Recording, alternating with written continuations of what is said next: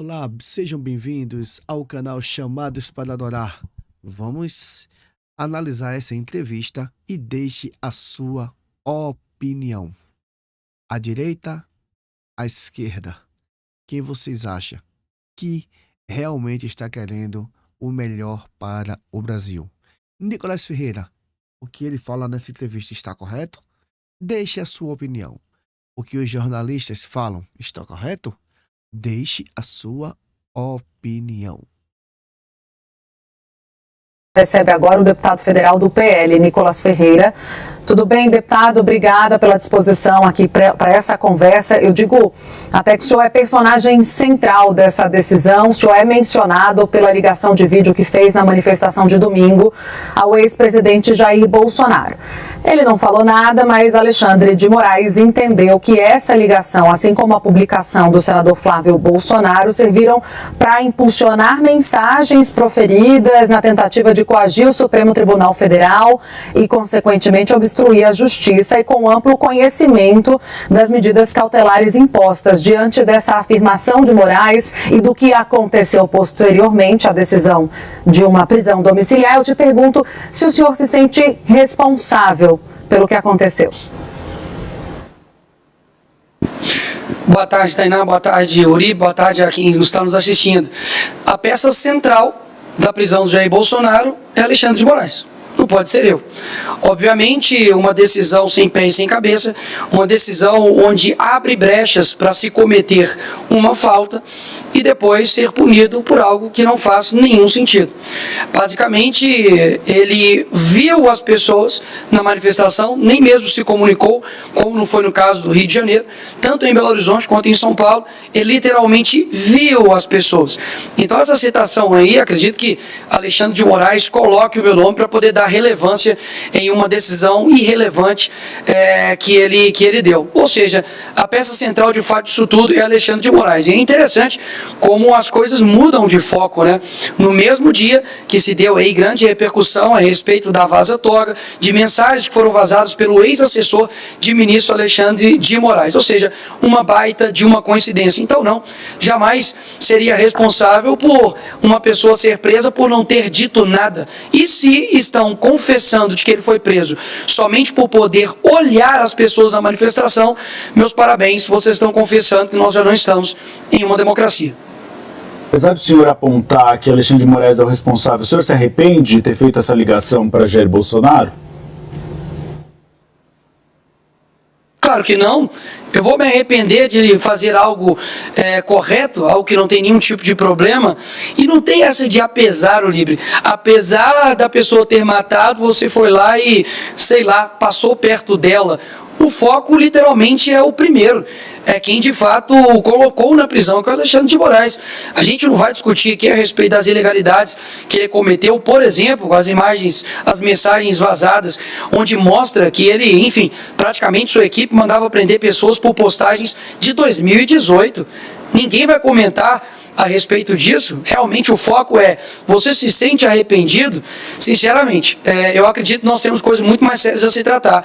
Você tem pessoas hoje presas de forma desproporcional, injustamente, tomando penas que nenhum criminoso de alta patente aqui no nosso país toma. Inclusive, saiu aí nas notícias, né, de que Moraes diz que a justiça é igual para todos. Mentira. Sérgio Cabral agora com certeza deve estar rindo com uma condenação de 400 anos por corrupção na sua sacada ali do seu apartamento em Leblon. Então não, a justiça não é literalmente igual para todos. Agora, Jair Bolsonaro está aí no mesmo patamar de que líderes de facção criminosa. Na verdade, um nível até mesmo abaixo, né? Porque até mesmo uma pessoa que é líder de facção criminosa pode dar entrevistas, né? E eu me pergunto, para poder finalizar e passar a palavra para vocês, e quem divulgou as imagens do Jair Bolsonaro falando com as pessoas na manifestação nas redes sociais também vão ser indenizadas? Ou seja, não faz sentido nenhum. É uma ditadura extremamente confusa. E dizer de que ele quebrou a medida cautelar realmente é ignorar a sanha ativista de um juiz que de fato parece um político com uma toga. Deputado, eu queria saber como é que a política pensa essa estratégia jurídica ainda, a insistência que virá por parte dos advogados. Eles estão elaborando um recurso, basicamente para afirmar que Bolsonaro não descumpriu a medida cautelar imposta pelo ministro Alexandre de Moraes. Conversando mais cedo com aliados do ex-presidente, pessoas próximas também ao senhor, eles entendem que não há mais caminho jurídico para reverter essa decisão. O senhor concorda? E a estratégia política que está em curso, que é de muita pressão sobre a Câmara Federal, falo da Câmara porque o senhor é deputado, tende a dar algum resultado? Rui Barbosa pode ressuscitar que não ia adiantar de nada. Não existe um caminho jurídico para quando só uma pessoa decide a respeito de tudo. Eles irão recorrer a quem? Fazer o embargo de declaração para poder cair no próprio ministro Alexandre de Moraes? Mais uma vez, o ministro Alexandre de Moraes, ele acumula funções. Ele é o delegado, ele é o investigador, ele é o promotor, ele é a vítima, ele é o delegado, tudo ao mesmo tempo. Até mesmo o próprio Flávio Dino, por exemplo, que tem uma ação contra o presidente Bolsonaro, não se coloca impedido nessas ações. Ou seja, a gente de fato precisa colocar os pingos nos is e mostrar que não, nós não estamos em uma democracia que eu, como deputado, apresento uma PEC e isso vai ser aqui tratado de uma forma legislativa e da forma como deveria traçar o curso natural. Não, eu quero dar o exemplo aqui mais recente, e nem é sobre, digamos assim, uma pauta, digamos, moral, por mais que isso atue na vida das pessoas, mas é uma pauta econômica. A derrubada do aumento de IOF foi feito pelos deputados, foi feito por essa casa, foi feita pelo Senado, e o que aconteceu? O PT recorre até o STF e é sorteado, o homem sortudo, cai na mão do Alexandre de Moraes para poder decidir, então, o aumento do IOF. E o que ele faz? Ele mantém o aumento do IOF. Ou seja, isso não é violar as barreiras e os limites dos poderes que nós temos? Ou seja, já não há mais poder executivo, legislativo e judiciário. Há somente um poder chamado Alexandria. De fato, é somente o ministro Alexandre de Moraes que decide a respeito de tudo. E quero deixar aqui algo bem claro. Não tem uma oposição ao ministro Alexandre de Moraes por picuinha, por bia. Isso aqui diz respeito a questões muito sérias, como eu disse. O ministro Alexandre de Moraes está em uma lista, não uma lista de chamada de uma escola, ele está em uma lista onde existem pessoas que são violadores de direitos humanos, criminosos de alta patente. E isso precisa ser dito de forma clara. As sanções que ocorrem com ele está querendo levar todas as outras demais autoridades para o mesmo buraco que ele está se colocando. Por isso, nós como deputados e também senadores, anunciamos hoje que sim, nós iremos parar as sessões até que haja um diálogo para pautar, em primeiro lugar, a anistia ampla, geral e restrita, até mesmo porque a esquerda foi concedida com este benefício anteriormente, e não por conta de vidros quebrados, mas por saquear bancos, por crimes de terrorismo e crimes de morte. O segundo ponto é o impeachment do ministro Alexandre de Moraes e, consequentemente, a nulidade de todos os seus atos. Afinal de contas, você tem uma pessoa que já, de diversas formas, deixou bem claro que extrapolou os seus poderes, tem feito vingança processual e tem colocado pessoas na cadeira meramente porque estavam de verde e amarelo. Não vi ninguém de vermelho que cometeu os mesmos crimes aqui ser preso nenhuma vez aqui no nosso país, porque já teve momentos onde a esquerda já invadiu também aqui esses locais e nada aconteceu. E por fim, o fim do foro privilegiado, que não tem nada de privilegiado, né? Não, como deputado, o foro privilegiado, olha só, deveria ser para poder proteger os deputados, o seu artigo 53, a inviolabilidade do mandato, mas hoje o maior ataque que há à nossa prerrogativa de deputado e senador é vinda do Supremo Tribunal Federal. Então, não há privilégio no Rio. Por fim, eu deixo aqui minha pergunta: por que Jair Bolsonaro e todas as pessoas que foram envolvidas no dia 8 estão sendo julgadas pelo Supremo Tribunal Federal? Por quê? Me fala um aí que foi colocado anteriormente. Ou seja, o ministro Lula foi colocado, na verdade estava na primeira instância, foi feita uma manobra para poder jogar, enfim, para o STF e assim ser solto. Agora é o contrário. Tira-se da primeira instância para poder ter um julgamento, para poder jogar para o STF, para literalmente fazer um jogo de cartas marcadas. Esse é o cenário atual do nosso país. E há quem diga que nós estamos em uma democracia.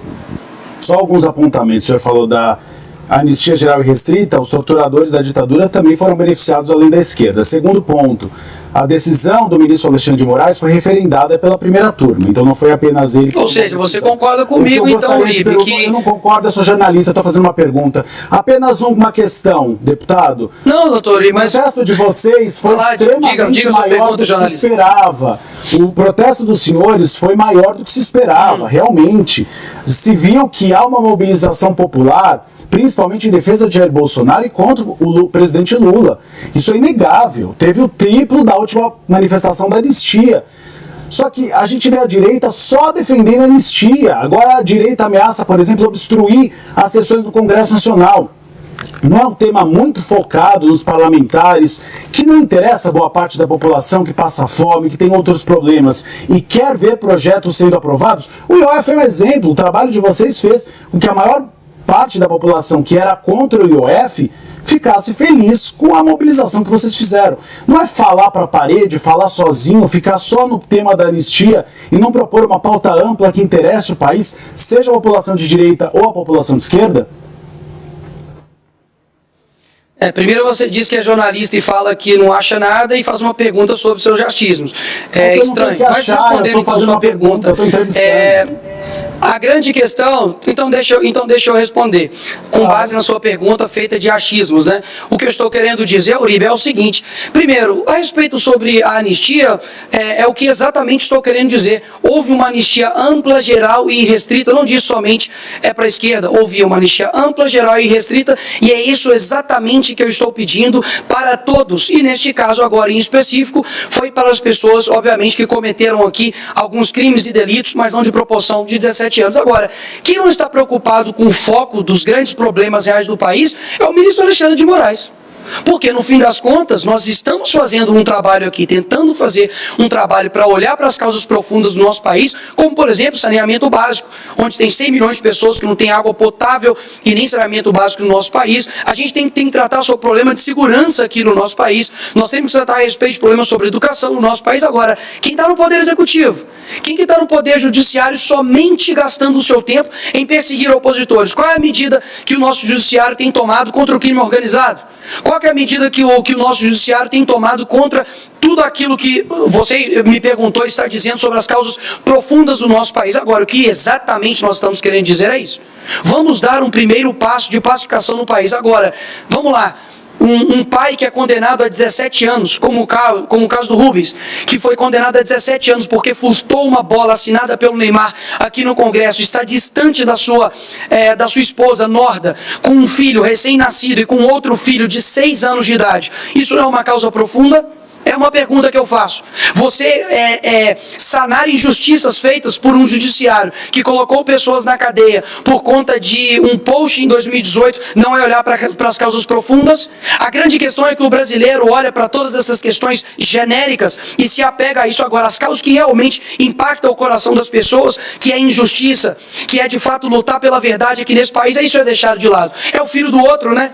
É o tio do outro, é a sobrinha do outro, é a avó do outro, né? Porque afinal de contas, uma pessoa de 71 anos foi colocada novamente na cadeia, retirada da prisão domiciliar, porque cometeu o grande crime da quebra de cautelar de ir para a fisioterapia. Isso é o ministro Alexandre de Moraes está fazendo. Então, assim, vamos parar de olhar. O foco está aqui em nós, o foco não está no ministro Alexandre de Moraes. Quem está sendo sancionado por uma lei que só está criminosa? Não sou eu. Nem é nenhum dos deputados aqui. Querem ajudar a pacificar o país? Comecem a dando o exemplo. Começando pelo ministro Alexandre de Moraes. Deputada, a gente precisa girar um pouco a nossa entrevista. A gente tem a Clarice Oliveira, nossa analista em São Paulo, para fazer a próxima pergunta. Boa tarde, deputado. Obrigada pela entrevista aqui ao Bastidores CNN. Eu gostaria da sua opinião a respeito das tarifas impostas ao Brasil pelo governo dos Estados Unidos. A gente tem ouvido com muita frequência no campo governista o argumento de que o bolsonarismo, os apoiadores do ex-presidente Jair Bolsonaro em geral, mas especificamente Eduardo Bolsonaro, que está lá em solo americano, estariam ali incentivando, de certa forma, o governo americano a impor essas taxas tarifas ao governo brasileiro, aos produtores brasileiros, aos empresários brasileiros, num movimento aí que acaba sendo prejudicial para tantos setores que vão ser impactados. Então, gostaria da sua avaliação sobre a decisão do governo de Donald Trump e o papel do bolsonarismo diante das negociações aí a respeito dessas tarifas. A posição da esquerda é sempre de colocar a culpa no outro, né? A culpa nunca é deles. Ano que vem vai se fazer 18 anos no poder, no executivo, mas a culpa de tudo, obviamente, se volta para a mesma pessoa, o Bolsonaro. E agora, na figura de Eduardo Bolsonaro. Vamos lá. A influência que o Eduardo Bolsonaro está fazendo no governo americano é um ataque à soberania? Tá. Então quer dizer de que quando o Lula manda um avião até o Peru para poder resgatar a ex-primeira-dama condenada por corrupção, é ataque à soberania? Quando o Lula interfere numa decisão sobre a Cristina Kirchner de corrupção, isso também é ataque à soberania? Quando em 2016 foram até os tribunais penais internacionais para poder retirar ali o impeachment da Dilma, também é ataque à soberania? Quando a deputada Gleisi Hoffmann foi até a TV Al Jazeera do mundo árabe para poder falar, para poder soltar o Lula, também era um ataque à soberania? Então, o que eles estão dizendo é que todos eles então são criminosos? Eu acredito que não. Por quê? Porque é uma indignação completamente seletiva. O Eduardo Bolsonaro, ele não está lá manipulando a cabeça do governo americano. Ele, como até mesmo cidadão americano, ele pode apresentar as denúncias que todo mundo está vendo. Fique em paz, o mundo inteiro está vendo, e eu acho que o governo americano tem celular, ele tem acesso, né, à mídia, ele não precisa aí literalmente de nenhum tipo de manipulação para poder tomar suas decisões. E um ponto aqui importante é que a carta do Trump foi muito certeira. No primeiro parágrafo, ele fala como está sendo tratado Jair Bolsonaro, que está sendo uma caça às bruxas. No segundo parágrafo, ele fala a respeito das eleições livres e da falta de liberdade de expressão que está sendo guiada pelo Supremo Tribunal Federal. Ou seja, o nosso presidente, que agora está no poder, basta de fato ele atentar para o que foi colocado na carta pelo Trump, não por mim, não pelo Bolsonaro, não escrita pelo Eduardo Bolsonaro, mas pelo Trump, para poder tomar as decisões corretas. Agora, não vai ser com provocações do Lula aos Estados Unidos, ou falta de diálogo, falta de diplomacia, dizendo, por exemplo, antes das eleições que o Trump era um nazista de moeda trocada, que nós vamos resolver este problema. Então, mais uma vez, a população está vendo que agora, literalmente, Jair Bolsonaro está preso dentro de casa, Eduardo Bolsonaro está em outro país, e a culpa é deles agora.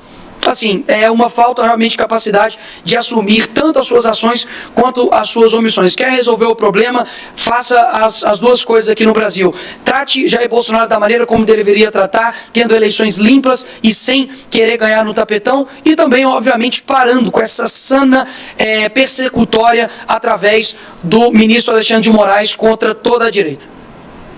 Deputado, a gente tem visto que essa pressão sobre o Congresso Nacional não funcionou no início da legislatura, foi feito um movimento semelhante, depois os dois presidentes abriram para um diálogo. O fato é que essas propostas que vocês citaram hoje como principais, sem falar do pacote antissupremo, mas para a Câmara é anistia, para o Senado é o impeachment do ministro Alexandre de Moraes, não andaram, não avançaram, e quando a gente fala com a cúpula dos dois lados ali, há uma chance zero de que essas propostas, nessas condições, no calor das emoções, vão ganhar tração nas duas casas.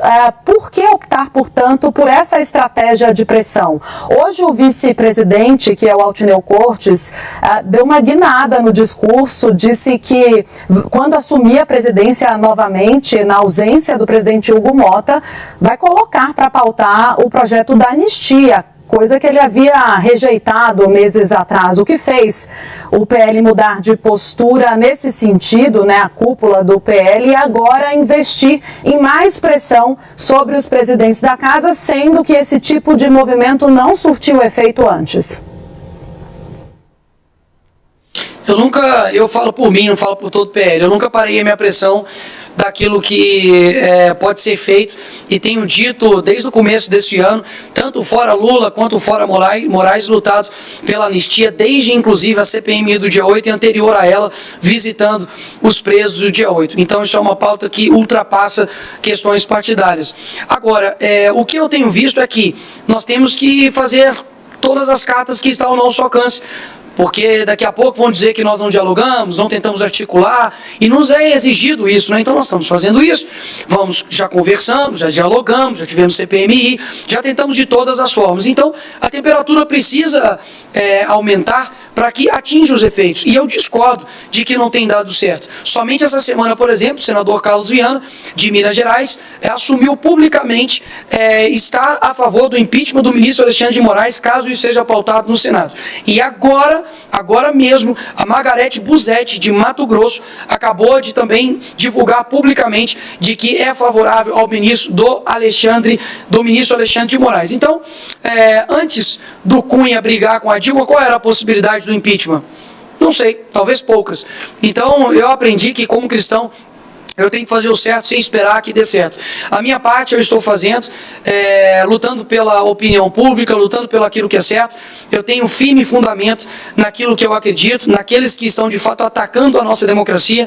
Podem me atacar do que for, podem criar a narrativa que for, mas nunca vão me achar numa lista de corrupção, nunca vou ser responsável por, inclusive é uma pauta importante, né, do nosso Brasil, que é investigar, né, quem são os culpados e responsáveis por roubar as pessoas no INSS, mas isso eu acredito que nem o ministro Alexandre de Moraes nem o Lula estão preocupados, e nós protocolamos, né, aqui uma CPI. Dá uma olhada lá se o PT assinou. Então fica bem claro aí quem realmente está querendo colocar o Brasil para frente. E se todos os indicativos aqui do nosso Brasil, tanto de IDH, quanto de educação, quanto de segurança, não estão ao nível que o Brasil deveria estar, a gente precisa fazer algo diferente. O Brasil tem tudo para poder dar certo, nós temos excelentes pessoas aqui, o Brasil é maravilhoso, unidos nós somos maiores, mas existe uma trava chamada PT, a esquerda e principalmente a figura do Alexandre de Moraes, que tem travado o nosso país. Eu quero muito conversar sobre os grandes problemas também do nosso país, mas infelizmente, por conta de um ativismo judicial, a gente precisa libertar pessoas inocentes e muitas delas com penas desproporcionais. Deputado, amanhã acaba o prazo do Donald Trump para o tarifaço, que deve ser imposto principalmente contra o café e a carne brasileira. O governo federal deve enviar um pacote para o Congresso Nacional. O senhor defende que o PL paralise essa obstrução, pelo menos para votar essas propostas, e o senhor é favorável a medidas que ajudem os setores econômicos afetados pelo tarifaço? Eu não sei quais são o pacote vindo do PT, principalmente eu não posso falar. Eu preciso analisar primeiro qual que é o pacote. Dificilmente o PT manda...